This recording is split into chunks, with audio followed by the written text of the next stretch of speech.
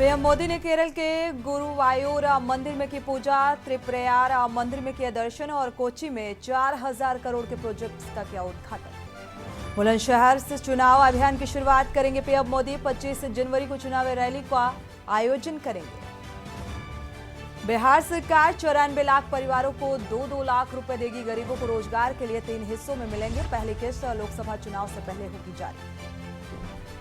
सोने के 4 फीट ऊंचे सिंहासन पर विराजेंगे रामलला। जमीन से मस्तक तक ऊंचाई 11 फीट। दीवारों पर भगवान की प्रतिमाओं के। गुरु गोविंद सिंह जी के प्रकाश पर्व आज और सीएम योगी कार्यक्रम में हुए शामिल। डीएवी डिग्री कॉलेज में कार्यक्रम का आयोजन। और पीडीए की प्रथम चरण की यात्रा आज से शुरू। आज से 1 फरवरी तक चलेगी यात्रा। यात्रा के जरिए गांव-गांव माहौल बनाएगी पीडीए। आप देख रहे हैं के न्यूज, खबरों का सारथी। और 22 जनवरी को आदरणीय प्रधानमंत्री जी के ही कर कमलों से प्रभु अपने भव्य मंदिर में विराजमान हो रहे हैं। जय श्री राम, जय जय श्री राम।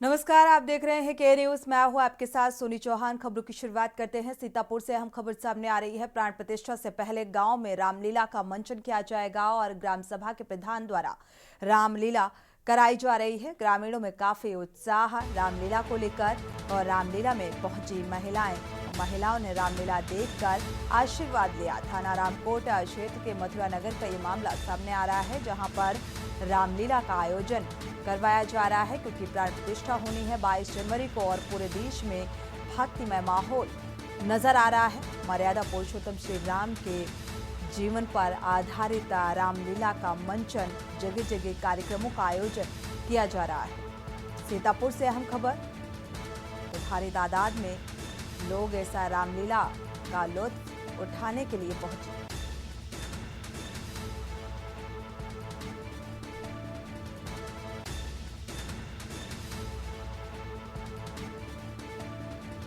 तो रामलीला का मंचन कर राम के जीवन को दर्शाने की कोशिश कि मर्यादा पुरुषोत्तम श्री राम कैसे थे और भारी हुजूम यहां पर महिलाओं से लेकर बच्चों और पुरुषों का नजर आया, जो रामलीला को देखने के लिए और उनका आशीर्वाद लेने के लिए पहुंचे हुए थे।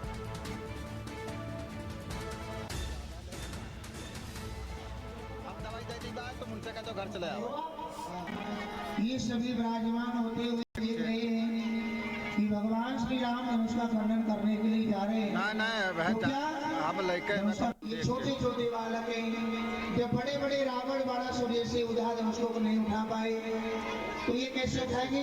श्री राम जय राम जय राम।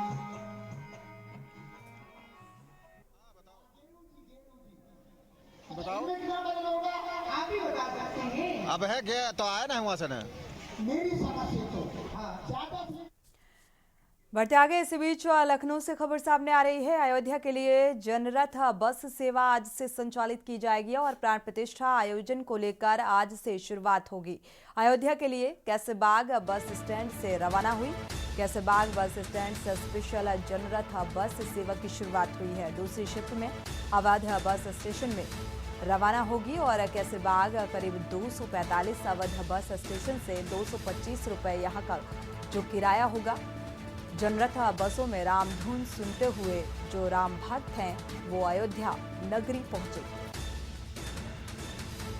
जनरथ बस सेवा की शुरुआत दूसरी शिफ्ट में अवध बस स्टेशन से ये रवाना होगी, जिसमें राम धुन सुनते हुए राम भक्त सफर कर सकेंगे।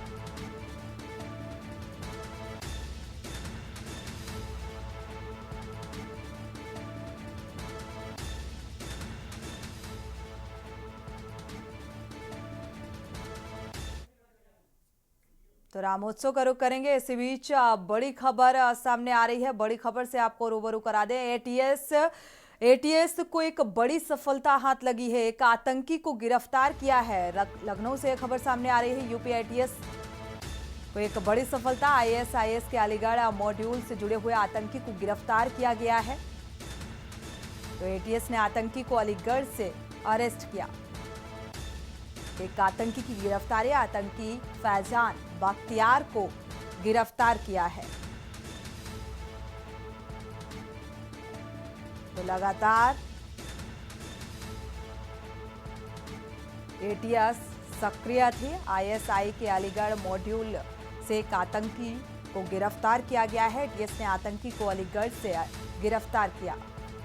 बड़ी और अहम खबर, आतंकी फैजान बख्तियार को गिरफ्तार किया है।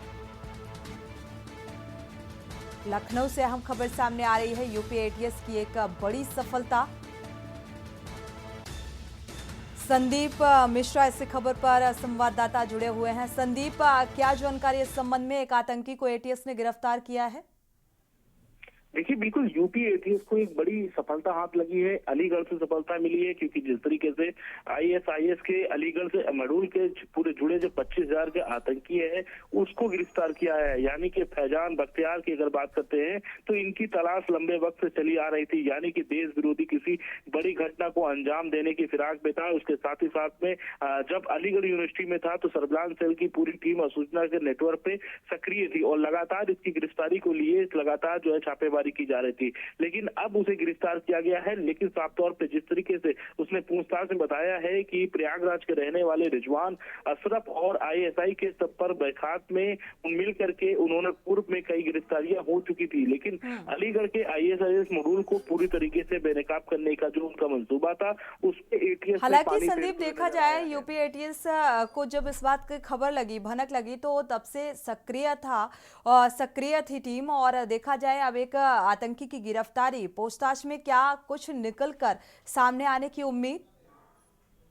देखिए, बिल्कुल निश्चित तौर पे जिस तरीके से देश में कोई बड़ी घटना को अंजाम देने की फिराक में था और इसके चलते लगातार एटीएस की टीम जो है छापेमारी कर रही थी, लगातार पूछताछ कर रही थी। इसके साथ ही साथ इससे पहले अगर प्रयागराज की बात करते हैं तो कई आईएसआईएस के संपर्क में जो लोग थे उनकी गिरफ्तारी हो चुकी थी। लगातार फैजान बख्तियार की अगर बात करते हैं तो इनकी तलाश में यूपी एटीएस की टीम ने पहले भी कई जगह दबिश दे चुकी है। लगातार इसकी निगरानी की जा रही थी। लेकिन अभी फिलहाल पुलिस को एटीएस टीम को एक बड़ी सफलता हाथ लगी है, जहां एक तरफ जो है ये एक बड़ी घटना को अंजाम देने की फिराक में था। इसके साथ ही साथ कई और बड़ी घटना को अंजाम दे सकता था, क्योंकि जिस तरीके से लगातार एटीएस की टीम इस पे छापेमारी कर रही थी तो ये बड़ा एक जो अपराधी था एक बड़ी घटना को अंजाम देने की फिराक में था। एक बड़ी घटना को अंजाम देने की फिराक में क्या इस लिहाज से और सतर्कता बरती जा रही है? और अब जिस तरीके से गिरफ्तारी हुई है तो क्या और भी आतंकियों को लेकर विशेष सक्रियता एटीएस की तरफ से? निश्चित तौर पे एटीएस की टीम जिस तरीके से छापेमारी कर रही है तो कहीं ना कहीं देखा जा रहा है कि इसके जो और भी लोग हैं वो भी इनके दायरे में हैं। यानी कि अब ये माना जा रहा है कि हो सकता है कि जिससे संपर्क में जो चैन बनी रहती है इन आतंकियों गतिविधियों से जो संलिप्त पाए जाते हैं उनकी भी गिरफ्तारी होनी मानी जा रही है। लेकिन जिस तरीके से एटीएस की टीम ने लगातार जो है इस पे दबिश दे रहे थे, छापेमारी कर रही थी। अब 25,000 के इनामी जो है जो आईएसआई से संपर्क में उसको गिरफ्तार किया है। आने वाले समय में कुछ और गिरफ्तारियां देखने को मिल सकती हैं जहां पर इनके संबंध बने होंगे। बिल्कुल जाहिर सी बात है ये चेन लंबी होगी और इसको लेकर सतर्कता और सक्रियता बरतनी भी चाहिए। शुक्रिया हमारे साथ जुड़ने के लिए संदीप और ये जानकारी साझा करने के लिए। तो फिलहाल आपको बता दें यूपी एटीएस की एक बड़ी सफलता सामने आ रही है। जिस तरीके से इस शख्स और इस आतंकी को गिरफ्तार किया है और भी लगातार जो है जांच पड़ताल जारी है, पूछताछ की जा रही है इस आतंकी से, क्योंकि और भी लोगों के जुड़े होने की इससे संभावना जताई जा रही है। एक बड़ी घटना को अंजाम देने की फिराक में था ये आतंकी फैजान, बताया जा रहा है। फैजान बख्तियार को गिरफ्तार किया गया है।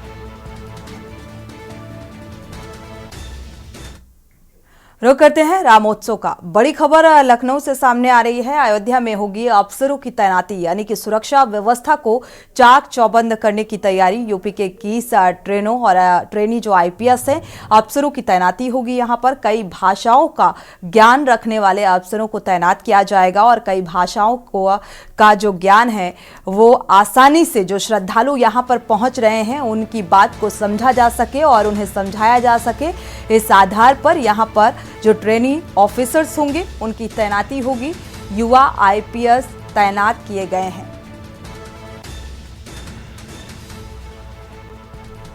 तो 22 जनवरी को प्राण प्रतिष्ठा को लेकर सुरक्षा व्यवस्था के पुख्ता इंतजाम और इसको लेकर जो ट्रेनी ऑफिसर्स हैं, आईपीएस हैं, उनकी तैनाती होगी जो कई भाषाओं का ज्ञान रखते हैं, क्योंकि देश और विदेश से जो श्रद्धालु हैं इस प्राण प्रतिष्ठा में पहुंचेंगे, जिन्हें आमंत्रित किया गया है और किसी भी तरीके की कोई असुविधा श्रद्धालुओं को ना हो, इस लिहाज से ये अधिकारी नियुक्त किए गए हैं।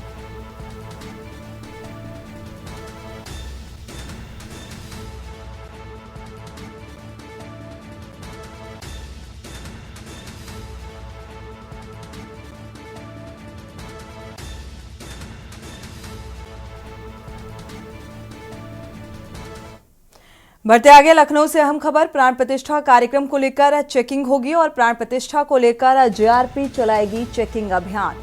तो जेआरपी एटीएस के साथ अन्य टीमें भी मौजूद रहेंगी जो चेकिंग अभियान चलाएंगी। चारबाग रेलवे स्टेशन पर करीब 4:30 बजे से ये अभियान की शुरुआत होगी।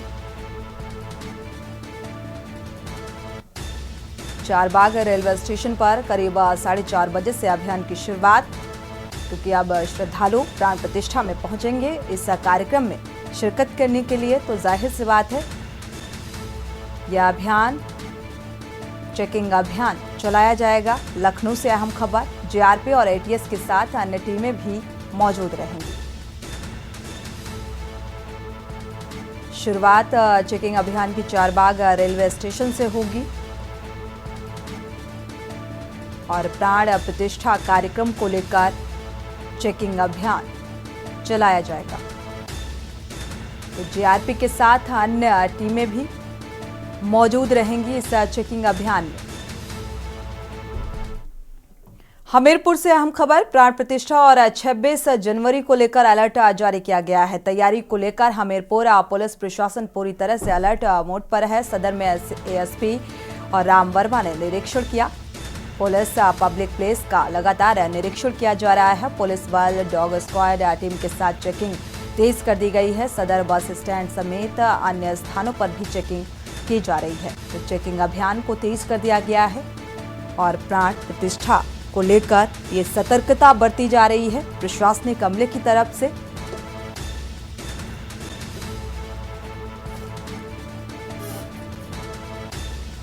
तो पुलिस पब्लिक प्लेस का लगातार निरीक्षण किया जाएगा। किसी भी संदिग्ध गतिविधि पर पैनी नजर प्रशासनिक अमले की पुलिस बल, डॉग स्क्वाड की जो टीमें हैं वो जांच पड़ताल करेंगी। सदर बस स्टैंड से शुरुआत प्राण प्रतिष्ठा और 26 जनवरी को लेकर ये अलर्ट। तो 22 जनवरी को एक तरफ प्राण प्रतिष्ठा होनी है और दूसरी तरफ 26 जनवरी तक ये सतर्कता बरती जाएगी।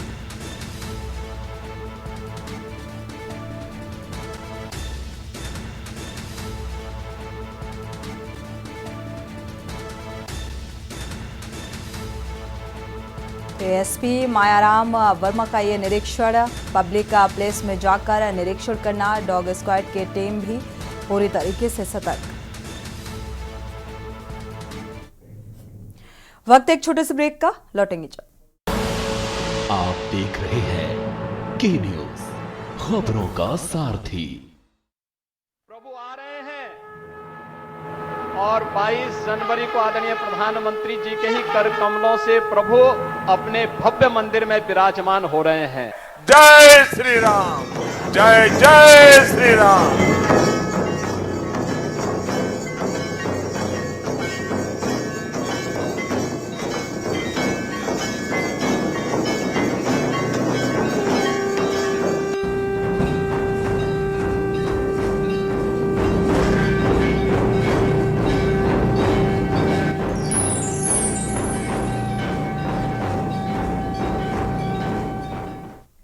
ब्रेक से वापस आ रहे हैं। रामोत्सव में आपका एक बार फिर से स्वागत है। अयोध्या से अहम खबर, श्रद्धालुओं की सुविधा का खास इंतजाम किया जा रहा है। श्रद्धालुओं की सुविधाओं का लगातार ध्यान रखा जा रहा है। श्रद्धालुओं के लिए निःशुल्क लॉकर की भी यहां पर व्यवस्था की गई है।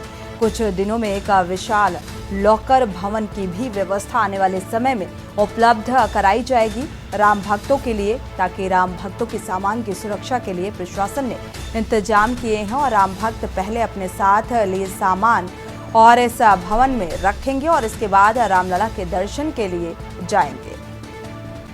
तो विशेष जो सहूलियत है वो राम भक्तों के लिए उपलब्ध है और व्यवस्थित की गई है ये व्यवस्था। तो लॉकर का इंतजाम, ताकि जो श्रद्धालु यहाँ पर रामलला पहुंचेंगे दर्शन के लिए, उनके लिए उचित व्यवस्था, वो अपना सामान इस लॉकर में रख सकते हैं और आने वाले समय में इस व्यवस्था को और विस्तार दिया जाएगा। बढ़ते आगे, पीएम मोदी ने अयोध्या आने पर NH-27 बाईपास से महोबरा बाजार होते हुए टेढ़ी बाजार श्री राम जन्मभूमि तक 111B 4 लेन रेलवे ओवरब्रिज और मोहबरा टेढ़ी बाजार क्षेत्रवासियों के लिए शुरुआत कर दी है, जिसका लोकार्पण पीएम मोदी ने हाल ही में अपने अयोध्या आगमन के दौरान किया था। और पीएम मोदी के नेतृत्व में केंद्र सरकार के माध्यम से 6 रेलवे ओवरब्रिज की परियोजना कार्यरत है, जिसमें से एक 111B का संचालन शुरू हो चुका है और दर्शन नगर, आरोबी, बड़ी बुआ आरोबी और हलकारा का पूर्वा पंचकोसी परिक्रमा मार्ग आरोबी और सूर्यकुंड आरोबी भी जल्द ही क्षेत्रवासियों के लिए शुरू हो जाएगी।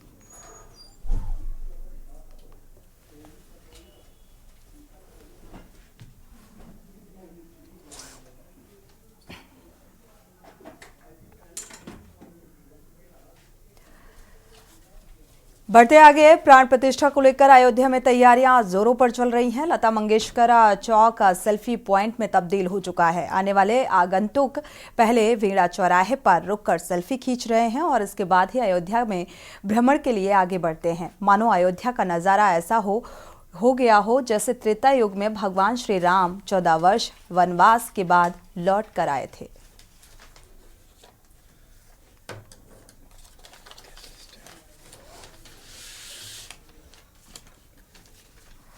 अयोध्या में बन रहे भगवान राम के भव्य मंदिर में रामलला की प्राण प्रतिष्ठा के साथ ही पूरा देश भगवान राम के गुणगान करता हुआ नजर आ रहा है। तो वहीं उत्तर प्रदेश का परिवहन विभाग भी पीछे नहीं है।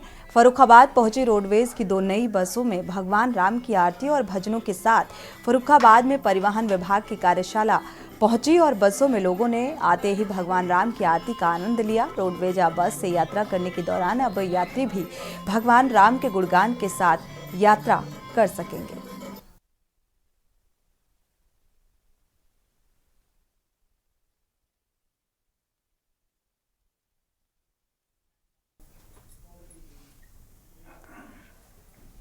पच्चीस जनवरी को प्रधानमंत्री नरेंद्र मोदी का बुलंदशहर दौरा है और बुलंदशहर से करेंगे मिशन 2024 का आगाज। जनसभा स्थल की तलाश में जुटा जिला प्रशासन 23 जनवरी को सीएम योगी आदित्यनाथ करेंगे बुलंदशहर का दौरा और इसके बाद प्रधानमंत्री नरेंद्र मोदी जनसभा को संबोधित करेंगे। इस दौरे के दौरान सीएम करेंगे उससे पहले निरीक्षण और वीआईपी कार्यक्रम से पुलिस प्रशासन की तैयारियों में प्रशासनिक अमला जुटा हुआ है।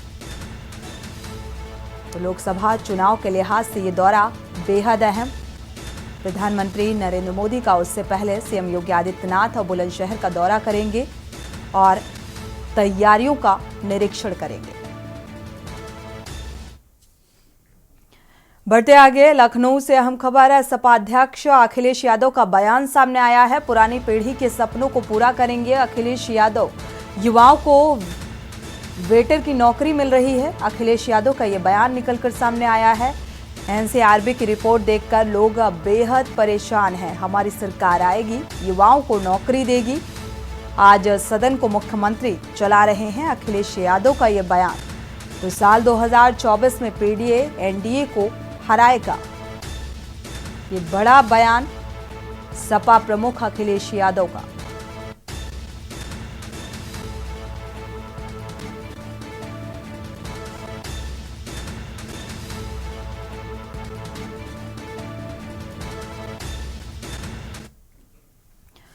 चंडीगढ़ से अहम खबर। पंजाब सरकार का मिशन रोजगार की शुरुआत हुई है। सीएम भगवंत मान ने 461 युवाओं को नियुक्ति पत्र दिया और करीब 450 नवनियुक्त हेड कांस्टेबल को ये नियुक्ति पत्र दिया गया। नवनियुक्ति अभ्यर्थियों को भी नियुक्ति पत्र दिया गया। जल आपूर्ति एवं स्वच्छता के अभ्यर्थियों को भी नियुक्ति पत्र दिया गया।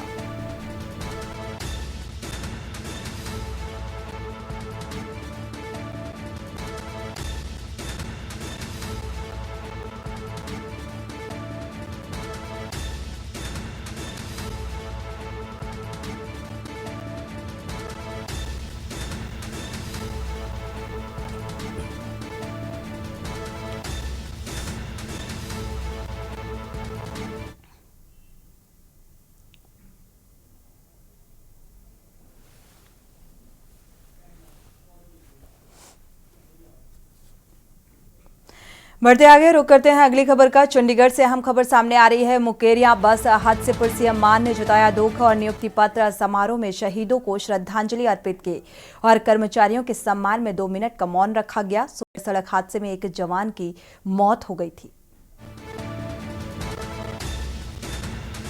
चंडीगढ़ से अहम खबर।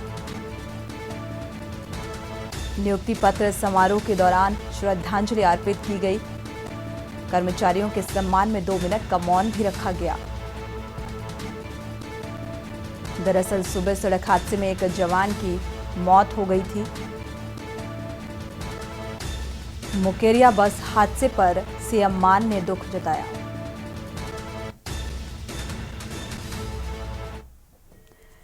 खबर अंबाला से है, जहां कोहरे के कारण अंबाला रेलवे स्टेशन से गुजरने वाली लगभग 24 से ज्यादा ट्रेनें अपने निर्धारित समय से 1 घंटे से लेकर 13 घंटे से भी ज्यादा देरी से चल रही हैं। कोहरे और ठंड के कारण लेट होने वाली ट्रेनों की वजह से यात्रियों को भारी परेशानियों का सामना करना पड़ रहा है।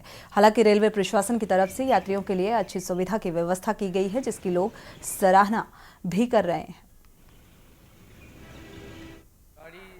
मैं 1 बजे रात से आया हूँ। अभी 8-9 घंटे हो गए हम लोग का यहाँ आए हुए और 1 बजे ट्रेन है।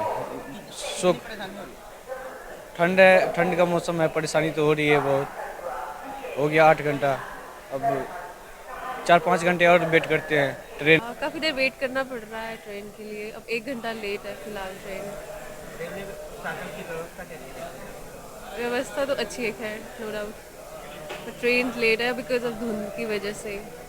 मेरा नाम अमनदीप है, मैं बाले कैट का रहने वाला हूँ और ये जो हमारी ट्रेन है 1 घंटा लेट है और बहुत परेशानी वगैरह हो रही है। कोई है नहीं कोई बताने वाला। तो व्यवस्था कैसी देखते हैं? व्यवस्था अब कोई मतलब है नहीं बताने के लिए, थोड़ा परेशानी तो है ही है।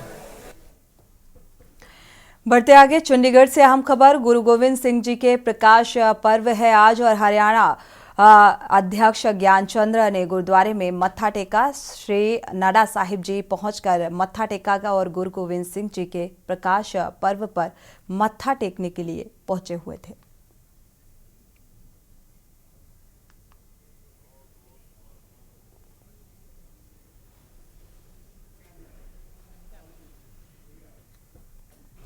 चंडीगढ़ से अहम खबर। पंजाब के मुख्यमंत्री भगवंत सिंह मान ने होशियारपुर के नजदीक सड़क हादसे में 3 पुलिस मुलाजिमों की मौत पर दुख व्यक्त करते हुए उनके परिवारों को 2-2 करोड़ रुपए की वित्तीय सहायता देने का ऐलान किया है।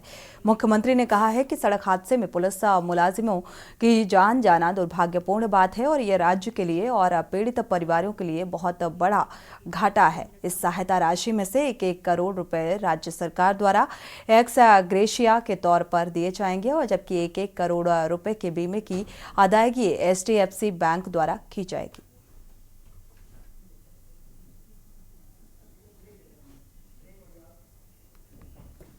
वक्त एक छोटे से ब्रेक का, लौटेंगे जल्द। आप देख रहे हैं के न्यूज, खबरों का सारथी। ब्रेक से वापस आ रहे हैं, रुक करते हैं खबरों का। खबर बरवाला से है, जहां पर राजकीय महाविद्यालय और स्कूल परिसर में भारत विकसित संकल्प यात्रा का आयोजन किया गया। कार्यक्रम में मुख्य अतिथि के रूप में बीजेपी के प्रदेश महामंत्री सुरेंद्र पुनिया ने शिरकत की। कार्यक्रम को संबोधित करते हुए कहा कि बीजेपी सरकार हर वर्ग बिना भेदभाव का विकास कर रही है। इस संकल्प को साकार करने के लिए भारतवासी का योगदान हर एक भारतवासी को देना चाहिए। विकसित भारत संकल्प यात्रा का स्वागत नगर पालिका अध्यक्ष रमेश बैटरीवाला, पूर्व विधायक वेद नारंग और वरिष्ठ बीजेपी नेता रणधीर धीरू ने किया। प्रदेश अध्यक्ष ने प्रधानमंत्री उज्ज्वला योजना के अनेक पात्र परिवारों को गैस चूल्हे और सिलेंडर देकर लाभान्वित किया।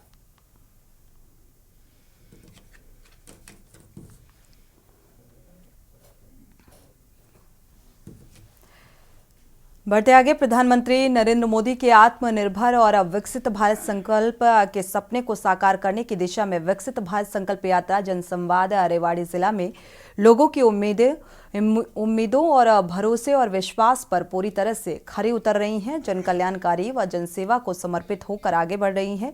ग्रामीण क्षेत्रों का भ्रमण करने के बाद विकसित भारत संकल्प यात्रा जनसंवाद ने आज रेवाड़ी नगर परिषद में प्रवेश किया और कार्यक्रम के दौरान मुख्य अतिथि बीजेपी नेता सुनील यादव मूसेपुर ने नगर परिषद में लगाई गई विभागीय प्रदर्शनी का अवलोकन करते हुए आमजन को सरकार की योजनाओं का लाभ लेने के लिए प्रेरित कर जागरूक किया। हमारा सौभाग्य है कि हमारे नगर परिषद में ये जो विकसित भारत की जो मतलब आया है, मतलब हमने प्रोग्राम किया है और हमारे आज के मुख्य अतिथि हमारे सुनील भाई मूसेपुर जी रहे हैं और लोग इसकी मतलब जो सरकार ने मतलब जो यात्रा की मतलब चलाई है, यात्रा के माध्यम से अपने जन संवाद के माध्यम से जो मतलब लोगों को बता रहे हैं हम जा जाके जगह जगह कि भाई अपना लाभ उठाए। सरकार ने जो योजनाएं बनाई हैं सरकार ने, सब लोगों को उनका लाभ मिल सके।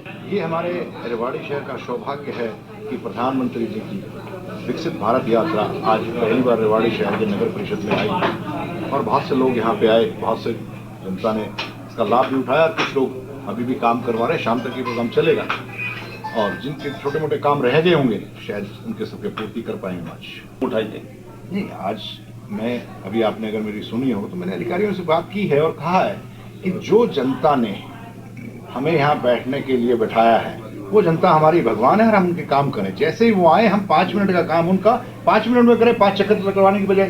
ये मैंने बताया हमको भी और अब सुधार है इसमें।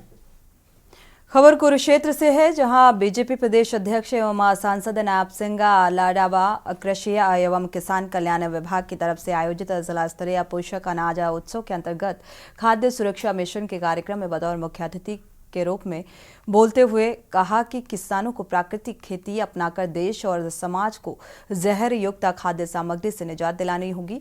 कार्यक्रम की शुभारंभ कार्यक्रम का सांसद नायब सिंह सैनी ने किया और विधायक सुभाष सुधा, पूर्व विधायक डॉक्टर पवन सैनी ने विधिवत रूप से किया। कार्यक्रम में कृषि योजनाओं के लाभार्थियों को भी सम्मानित किया गया।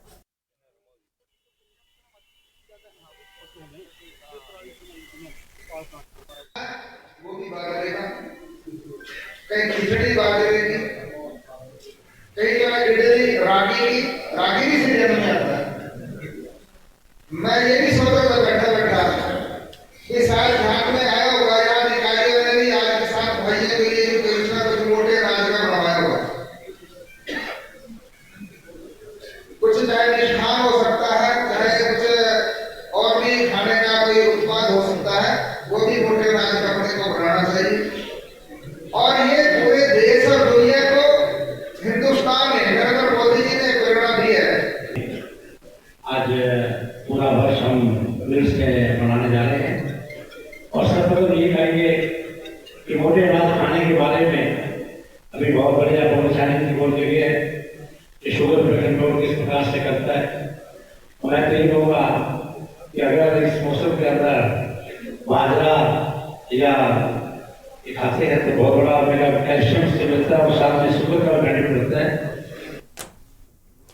बढ़ते आगे, खबर बकराज से है, जहां पर उद्योग एवं संसदीय मामले में मंत्री हर्षवर्धन चौहान ने अपने सिलाई विधानसभा क्षेत्र के प्रवास के दौरान ग्राम पंचायत कांडो और चेयोंग से सेंगा में आयोजित किए जा रहे क्रिकेट टूर्नामेंट में बतौर मुख्य अतिथि शिरकत करने के लिए पहुंचे। हर्षवर्धन चौहान ने कहा कि यूथ क्लब कांडो और नरेंद्र मेमोरियल कमेटी द्वारा क्रिकेट टूर्नामेंट का आयोजन किया गया है और इस क्रिकेट टूर्नामेंट में हिमाचल और उत्तराखंड के विभिन्न भागों से आए खिलाड़ियों को अपनी खेल प्रतिभा का प्रदर्शन करने का उपयुक्त मंच उपलब्ध हुआ।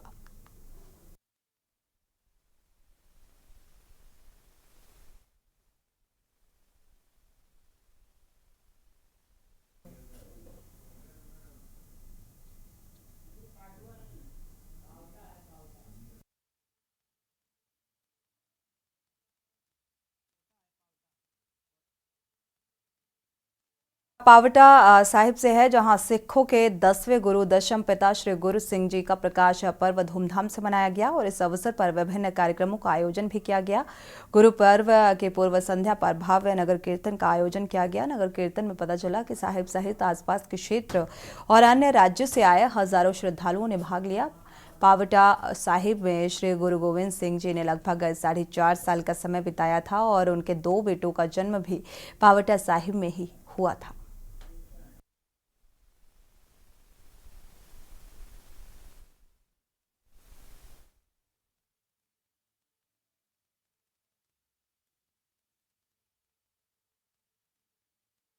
खालसा वाहिगुरू जी की फतेह। गुरुद्वारा पावटा साहिब विखे गुरु की नगरी च कल 17 तरीक ਨੂੰ गुरपुरब है। साहिब श्री गुरु गोबिंद सिंह महाराज जी का 357वां गुरपुरब मनाया जा रहा है। इस संबंध में 15 तरीक तो गुरुद्वारा पावटा साहिब विखे प्रोग्राम शुरू हो चुके हैं। 15 ਨੂੰ अखंड पाठ साहिब आरंभ हुए हैं। अज दिन भर गुरुद्वारा साहिब के अंदर कीर्तन चलना है। 1 बजे एक विशाल नगर कीर्तन जो गुरुद्वारा साहिब तो आरंभ होकर गुरुद्वारा होंदा होया शहर के विच दी होंदा होया बदरीपुर तो वापस मुड़ के आएगा और शाम को फिर गुरुद्वारा साहिब विखे इसकी समाप्ति होएगी। इस संबंध में सारा दिन गुरुद्वारा साहिब के अंदर रागी ढाडी जिथे कीर्तन और होर गुरबाणी के उच्चारण किए जा रहे हैं। गुरु के लंगर अटुट वरत रहे हैं। संगतां देश विदेश तो सारे पासों तो आके नतमस्तक हो रही हैं। साहिब श्री गुरु गोबिंद सिंह महाराज जी के प्रकाश पुरब की सब संगतां नूं लख लख बधाई होवे। बढ़ते आगे रुक करते हैं अगली खबर का। लगातार बैठकों का दौर जारी है और पहली बैठक में डिप्टी सीएम अरुण साव ने पीडब्ल्यूडी विभाग की महत्वपूर्ण समीक्षा बैठक ली। बैठक में पीडब्ल्यूडी विभाग के अधिकारियों को निर्देशित किया गया वास्तविक स्थिति और कार्य और किस तरीके से बेहतर किया जाए, इस पर भी विचार किया गया। आने वाले समय में लोक निर्माण के बेहतर कार्यों को जन जन तक पहुंचाया जा सके, इसके लिए दृष्टि ऐप लॉन्च किया गया और इसमें अधिकारी लोक निर्माण कार्य का जायजा लेने जाएंगे।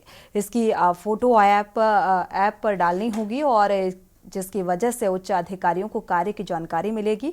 वास्तविक स्थिति का बोध भी उच्च अधिकारियों को मिल सकेगा।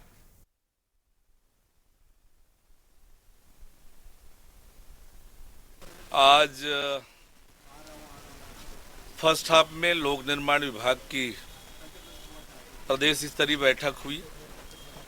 जिले से ऊपर के अधिकारियों की प्रदेश भर में चल रहे कामों की समीक्षा, कामों में किस प्रकार से तेजी लाई जाए और विभाग में वास्तविक स्थिति क्या है, इन सारी बातों से अवगत होकर पीडब्ल्यूडी के कामों में गुणवत्ता हो, काम कैसे और तेज गति से किया जाए, इन सब को लेकर विस्तार से चर्चा हुई है। आज हमने एक दृष्टि ऐप भी लॉन्च किया है। जब हमारे एसडीओ रैंक के अधिकारी फील्ड में इंस्पेक्शन करने जाएंगे तो वहीं से उस काम की फोटो अपलोड करेंगे ताकि हम सबको, विभाग के उच्च अधिकारियों को पता चले कि उस काम की क्या स्थिति है और हम रायपुर में बैठकर भी कहां पर का काम किस स्टेज में है ये पता चल सके। भोपाल से अहम खबर सामने आ रही है। सीएम मोहन यादव की कैबिनेट बैठक हुई और बीआरटीएस हटाने संबंधी कार्य योजना पर चर्चा की गई है। इस बैठक के दौरान सीएम मोहन यादव करीब 4 बजे इंदौर पहुंचेंगे। ये बैठक होगी 4:15 पर बड़ा गणपति में दर्शन पूजन करेंगे और राजवाड़ा तक आभार स्वागत रैली में भी शामिल होंगे। तो करीब 5:50 से एलिवेटेड कॉरिडोर का भूमि पूजन करेंगे और 6:30 बजे के बाद विश्राम बाग में उद्घाटन करने के लिए पहुंचेंगे और अवलोकन स्क्रैप से बने राम मंदिर स्ट्रक्चर का उद्घाटन करेंगे।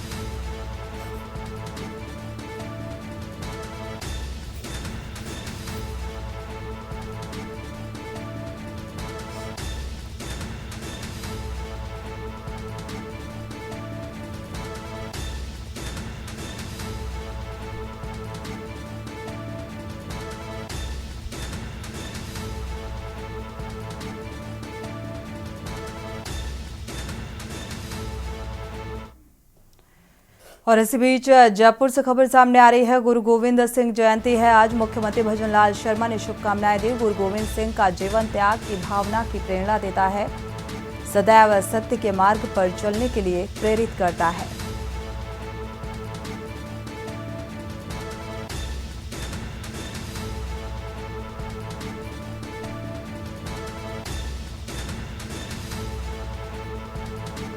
जयपुर से अहम खबर, गुरु गोविंद सिंह की जयंती आज और इस मौके पर मुख्यमंत्री भजनलाल शर्मा ने शुभकामनाएं दी और साथ ही एक संदेश कि गुरु गोविंद सिंह का जीवन त्याग की भावना की प्रेरणा देता है, सदैव सत्य के मार्ग पर चलने के लिए प्रेरित करता है।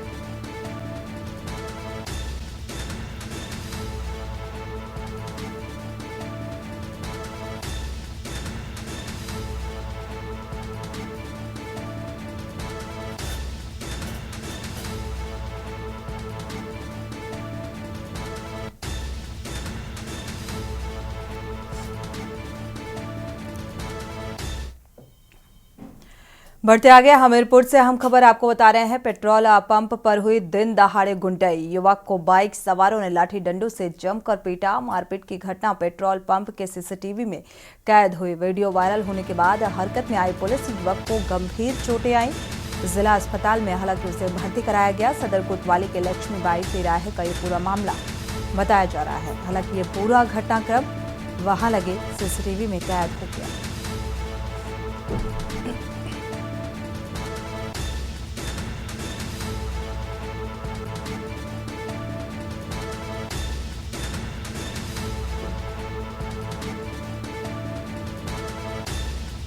इस मारपीट के दौरान युवक को गंभीर चोटें आई। गंभीर हालत में अस्पताल में भर्ती कराया गया। इलाज जारी है।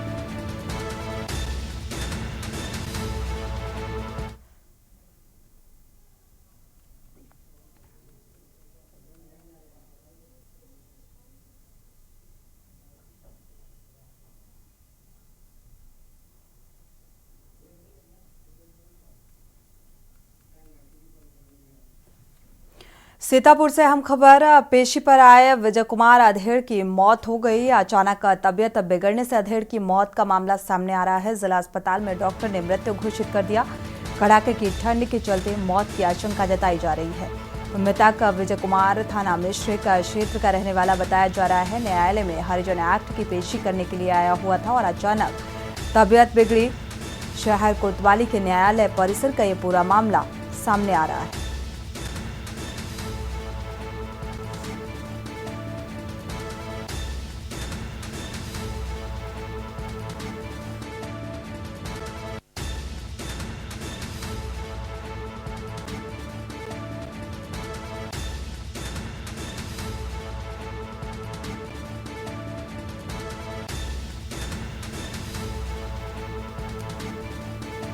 हालांकि मौत होना, ठंड की वजह से मौत होना बताया जा रहा है। सीतापुर से यह अहम खबर सामने आ रही है।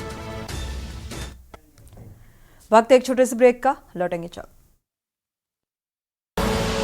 आप देख रहे हैं के न्यूज, खबरों का सारथी। ब्रेक से वापस आ रहे हैं। रुक करते हैं खबरों का। हमीरपुर से हम खबर, सीएमओ ऑफिस के बाहर पार्क से काटे गए पेड़। सीएमओ ने धूप न आने की वजह से ये पेड़ कटवा दिए।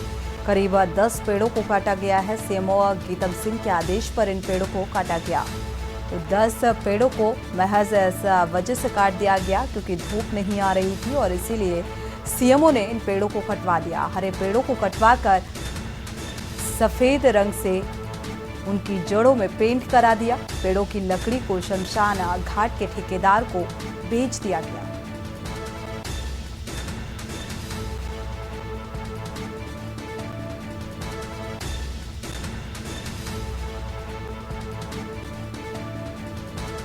हरे पेड़ों को काटना कानूनन अपराध है और सीएमओ ने महज इस वजह से इन पेड़ों को कटवा दिया क्योंकि धूप नहीं आ रही थी।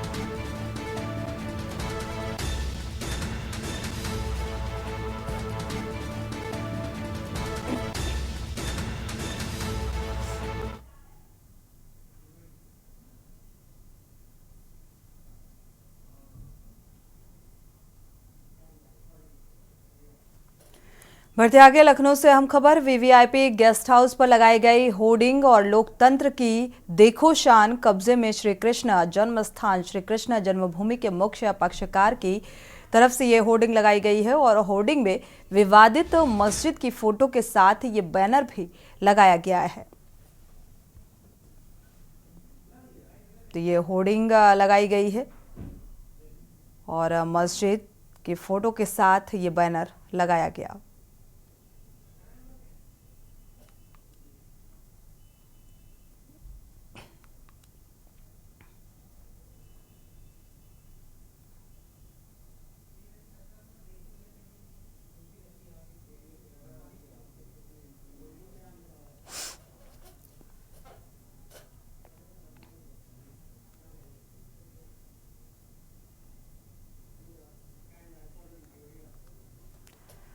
बढ़ते आगे अमेठी से हम खबर। प्राण प्रतिष्ठा को लेकर तरह तरह के कार्यक्रम आयोजित किए जा रहे हैं। श्री राम की प्राण प्रतिष्ठा पर अमेठी में आयोजन किया गया है। मुसाफिर खाना में निकाली गई शोभा यात्रा और ढोल नगाड़ों के साथ सैकड़ों महिलाओं ने इस यात्रा में शामिल हुई।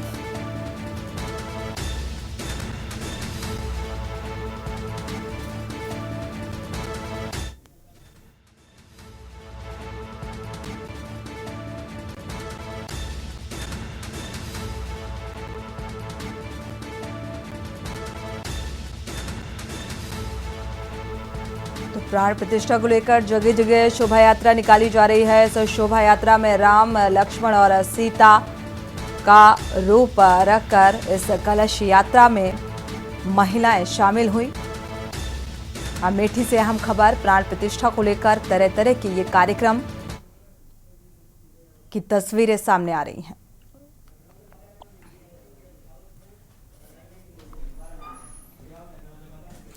और इसी बीच लखनऊ से अहम खबर सामने आ रही है। वीवीआईपी गेस्ट हाउस पर लगाई गई होर्डिंग,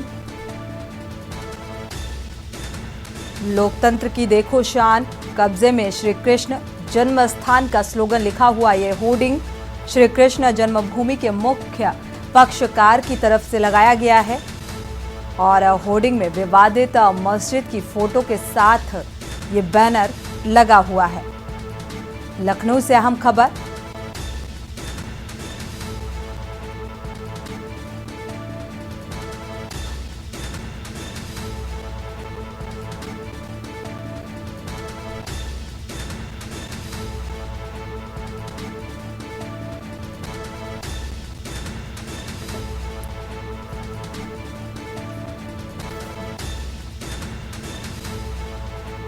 वीवीआईपी गेस्ट हाउस है जहां पर ये होर्डिंग लगाई गई। बाकायदा इस होर्डिंग में स्लोगन लिखा हुआ है और मुख्य पक्षकार की तरफ से ये होर्डिंग लगाई गई है।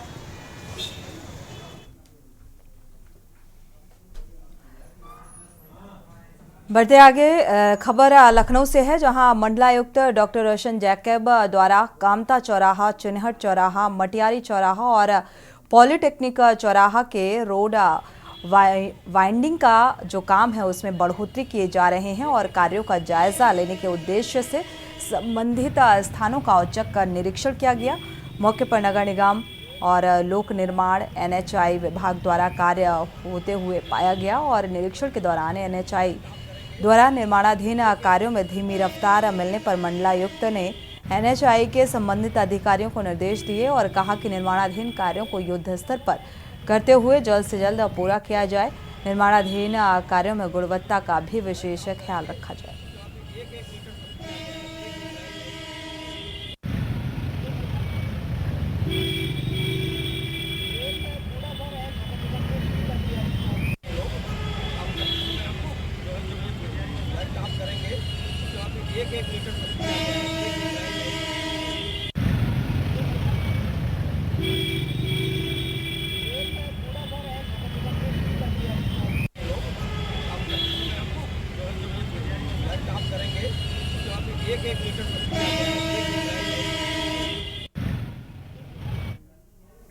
इसी के साथ है देश की बात में फिलहाल बस इतना ही। आगे खबरों के लिए आप देखते रहिए के न्यूज़ इंडिया।